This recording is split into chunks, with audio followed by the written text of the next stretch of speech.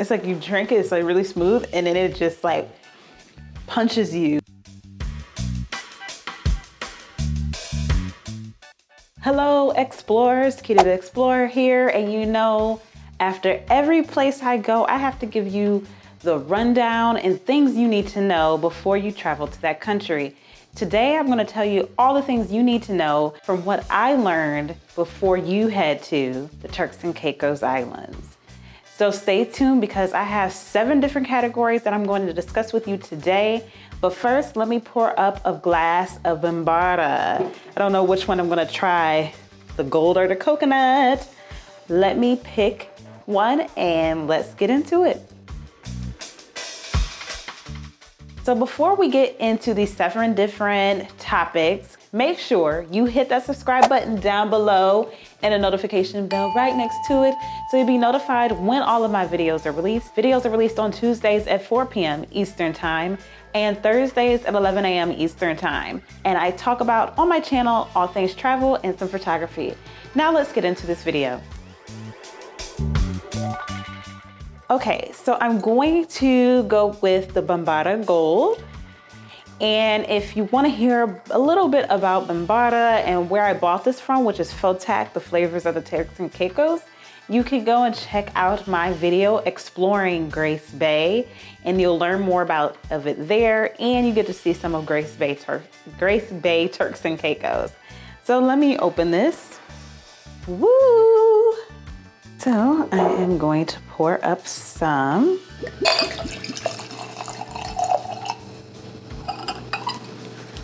Okay, so let's get into it.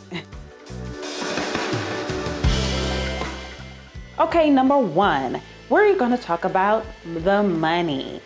So it is quite expensive in the Turks and Caicos because it is an island, and most islands are usually more expensive than mainland countries.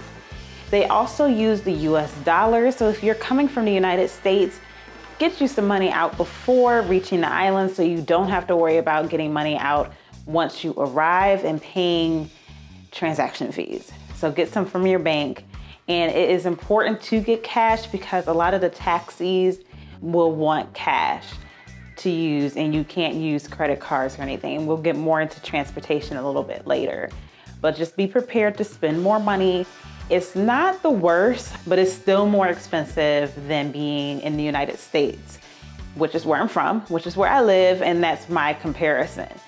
So I just want to let you know that. On to the next one.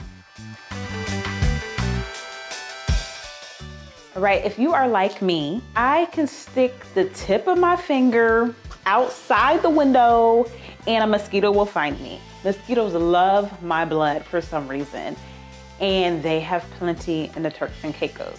Luckily, I only got bit once, but as I mentioned in my video when I took you on a tour of my hotel room, which you can check out in this card up above, I saw mosquitoes upon my arrival, and I did not have bug repellent.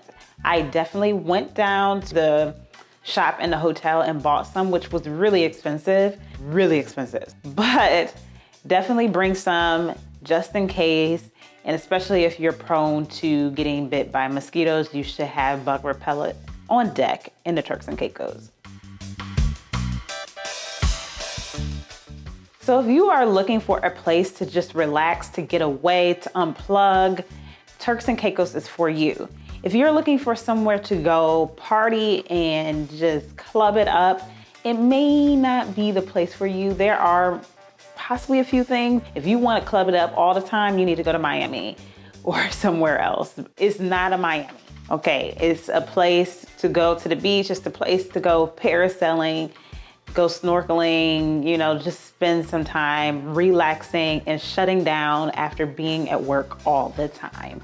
So keep that in mind, that the vibe is really a relaxed level, but everyone there is so friendly. It was definitely a great feeling and vibe to be in that environment where you could relax as well as have great conversation with friendly people.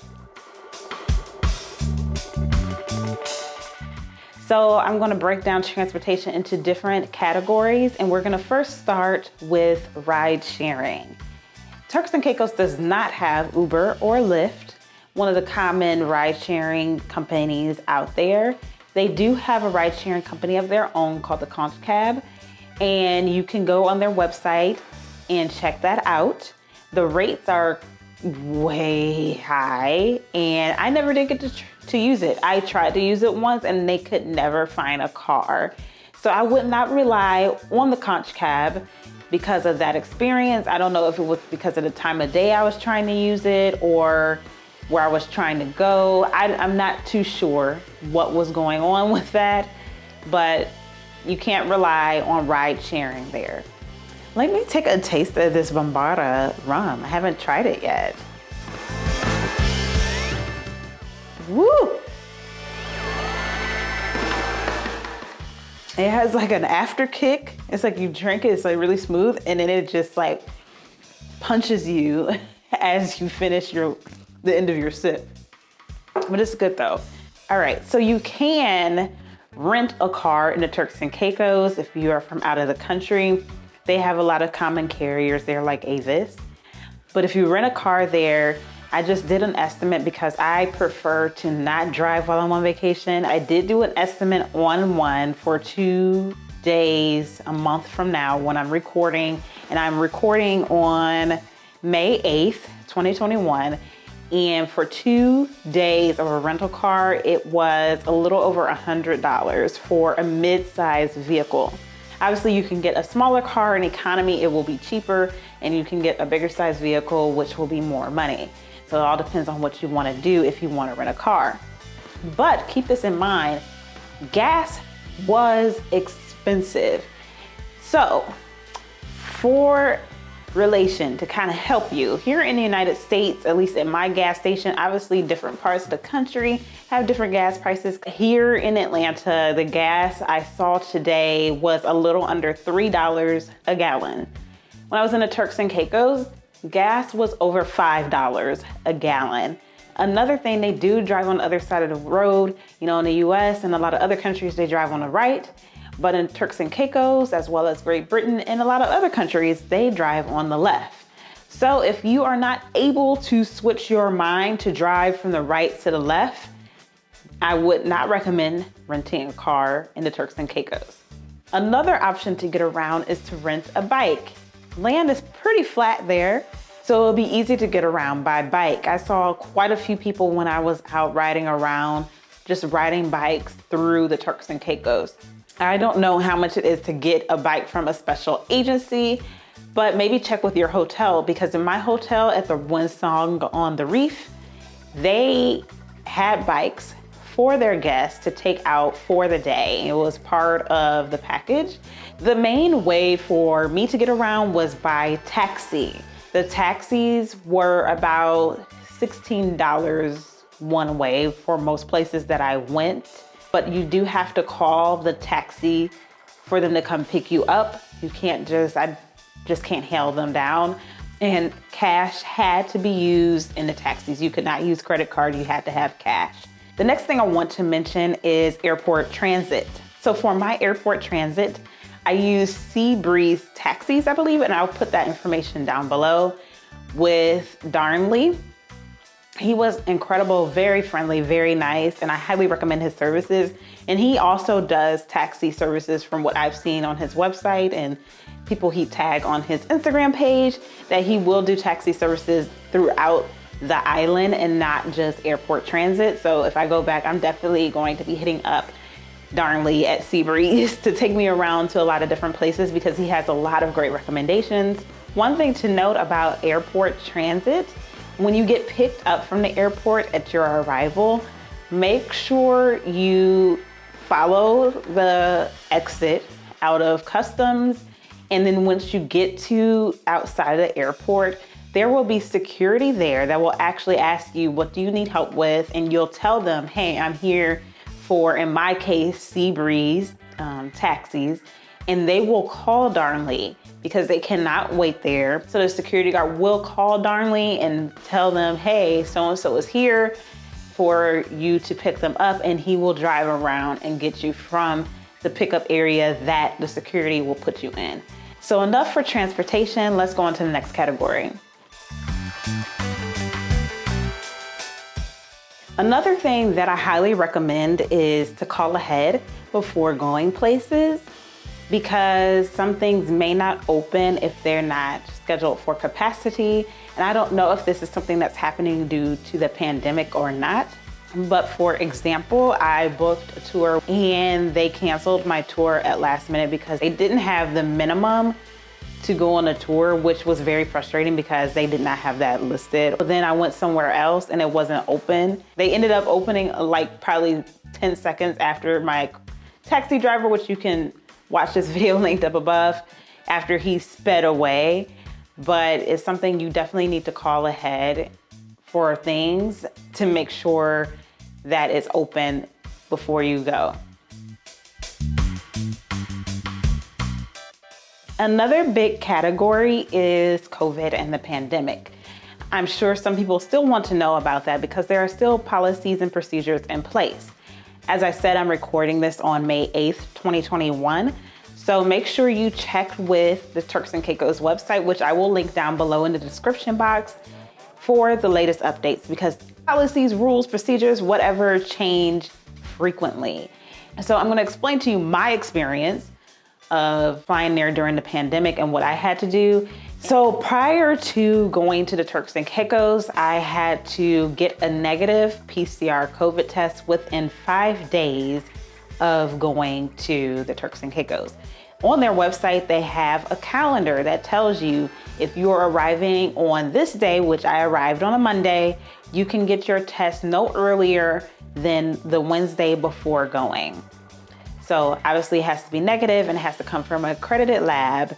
Make sure you have it printed because you will have to show it. If not, make sure you have it available on your phone somewhere so you can show it, because you're gonna have to show it several times.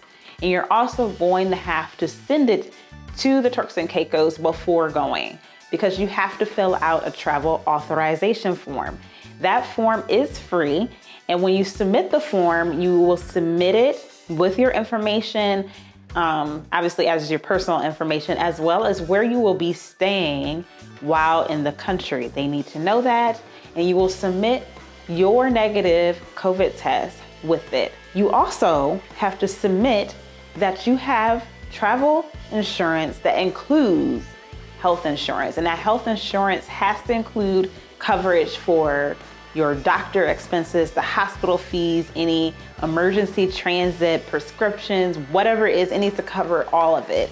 And you have to submit that insurance when you apply for the travel authorization. You can apply for the travel authorization, I believe, up to 3 days before your flight takes off. I did that like immediately because I'm like, okay, I want to make sure I get it back. But they respond to travel authorizations based on when people are flying in. So since I've applied 3 days in advance, they were taking in consideration the flights that were happening that day, the next day. So I did not get my response back within 24 hours. It took almost 48 to 72 hours before I got my travel authorization back. I was starting to get on pins and needles, and then I was somewhere and I saw the email come up. It's like, yes, I'm authorized to go to Turks and Caicos.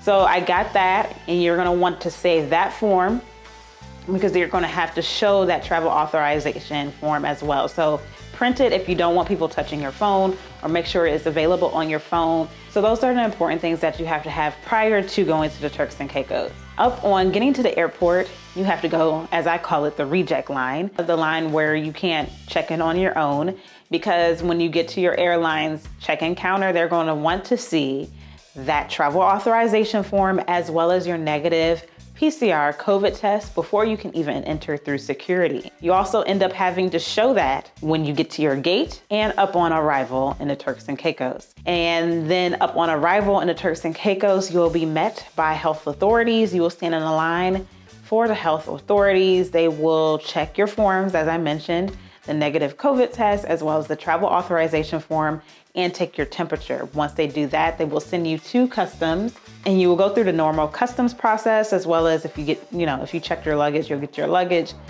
and then head on your way. And that's all you have to do to get into Turks and Caicos. There is no quarantine period.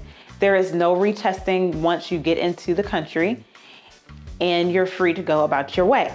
They do have curfew. They did have it when I was there. I believe things had to close at 10 and then reopen at 5, so 10 p.m. at night and reopen at 5 a.m. in the morning. When I'm on vacation, I'm not getting up at 5 a.m. and leaving the property, and I'm not heading out after 10, so that was fine for me. And they do have a mask mandate within the country, and that is still in place. So that's all you have to do, or at least that's all I had to do when I went to Turks and Caicos in March of 2021 during the pandemic. I did check the website today as of May 8th, 2021, and it still had the same exact procedures in place. They did mention, I believe, that the mask mandate will be in place until the end of June, but that is not to say they won't extend it, because when I was preparing for my trip to the Turks and Caicos, they kept changing the curfew cutoff, because when I booked my flight, they had a really early curfew, like, I don't know, I wanna say 6 p.m. or something. And that changed probably a few weeks before I went there. So, like I said, you have to keep checking their website to make sure nothing has changed as it could. They also have a lot of testing within the country if your country requires you to have a negative COVID test to return. So check with your hotel, check with the pharmacies, what have you. Their website also lists different places where you can get COVID testing within their country. Some may be free and some may cost, so that is something you need to prepare for if you're traveling during the pandemic. I got asked a lot where the Turks and Caicos is, so I'm gonna go up this map. So you see this is South America. Here is North America, United States, that's where I live. Hello, Atlanta. But then we're gonna go down Florida, there goes the Bahamas, and here is the Turks and Caicos. Here's Turks and Caicos, here's Cuba, Dominican Republic. That's where it's located, you guys. Now time for my ratings. I decided to add this into my videos when I give you my rundown on the countries. So you're gonna be seeing this going forward whenever I talk about a new location and its rankings. So for the first rating, is it solo female safe?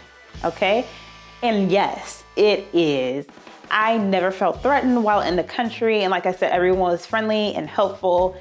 And I never felt a concern or a threat upon my life or security issue while in the Turks and Caicos. So if you are a female and you want to travel there solo, definitely go for it. And no, you don't need to have a couple to go. You can still enjoy and have a great time without a spouse or a mate or a family to enjoy the Turks and Caicos. Now, is it Black people friendly? Yes, it is. A lot of people who live there are of African descent.